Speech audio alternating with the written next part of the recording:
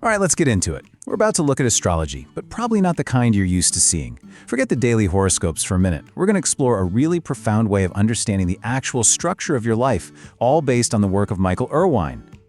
This one idea, right here, is where it all begins. The idea that the huge cosmic patterns up in the sky aren't some separate, distant thing.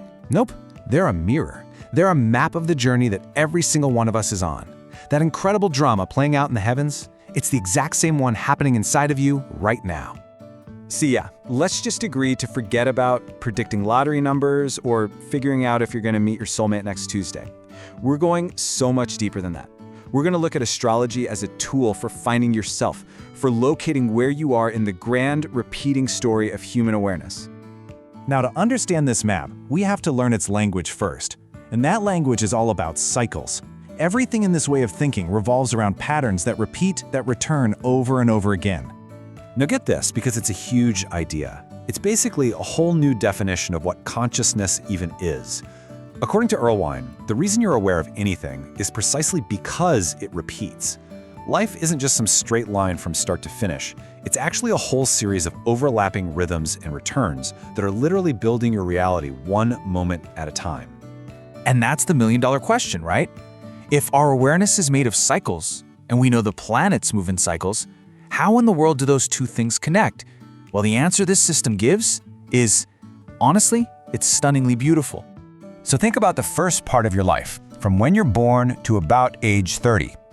That whole period is all about construction.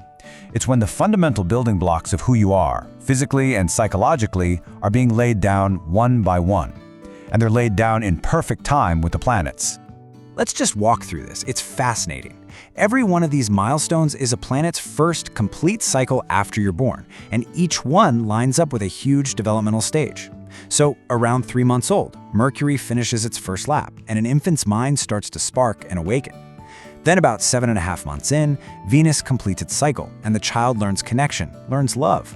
At 1 year, the Earth cycle is done, and a sense of self begins, right around when a baby might take its first steps. This same pattern keeps going with Mars and our emotions, Jupiter and our sense of purpose, all the way up to Saturn, which takes almost 30 years to come back around, marking the moment your physical form is finally complete. And here's the key takeaway from all that. Once a planet finishes that first tour, its whole theme, whether it's mind or love or ambition, it gets sealed into your being. It's not something new you have to learn anymore. It's a permanent tool you now have. The foundation is officially built. And that leads us to a really, really big moment. Okay, this is where the story gets really good. When that final formative cycle of Saturn completes, it's not just another check on the list. It's a full-on confrontation with the very limits of the physical world itself. Erlewine has this incredible metaphor for Saturn. He calls it the guardian at the threshold. And it's not some scary monster. It's a gatekeeper. It's the one that stands at the boundary between the world of building yourself up and, well, whatever comes next. You see, Saturn is structure. It's gravity. It's the wall you can't just walk through. It's the deadline you can't miss. It's the simple, unchangeable fact that your body has rules. It's the entire framework that gives your life shape, but it's also the very edge of that shape. Right around this time, your body has pretty much hit its physical peak. The growing is done. The building process is over. You have arrived at the physical limit of who you are going to be. But listen, this isn't a crisis. It's a graduation. So this rite of passage happens in 3 steps. First, you confront form. You truly realize you are finite. You have limits. Second, something incredible happens. That constant noise of time, that forward-driving hum of becoming something that has defined your entire life, it starts to quiet down. You enter what's called the silence. And third, out of that quiet, your real spiritual life can finally begin. Because for the first time, you're not just looking at the physical anymore. You're looking beyond it. So if the first 30 years are all about building the ship, the rest of your life is about figuring out where to sail it.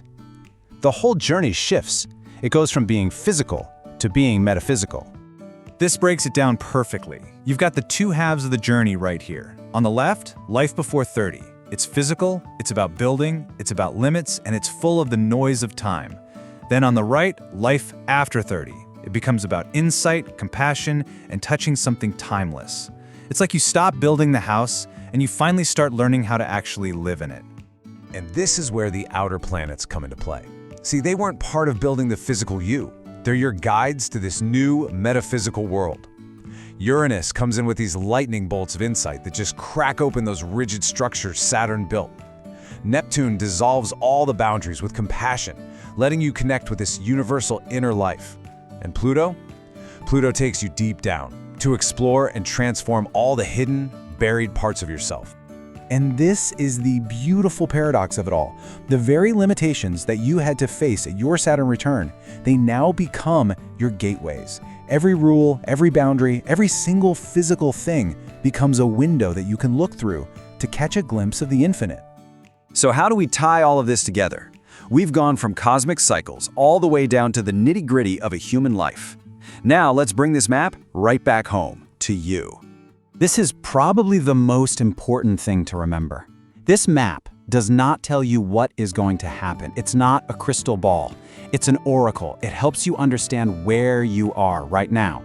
It gives meaning to your struggles and your victories by showing you how they fit into a universal pattern of growth. Erlewine calls an astrologer who uses this map an astro-shaman. Not a fortune teller, but a guide. Someone who can look at this cosmic clock and help you see what developmental phase you're in, what lessons are on the table for you, and what new threshold you might be getting ready to cross. So why does any of this matter? Well, because it gives life a profound sense of meaning. It means your personal struggles aren't just random, chaotic events. They're part of a shared, cosmic curriculum.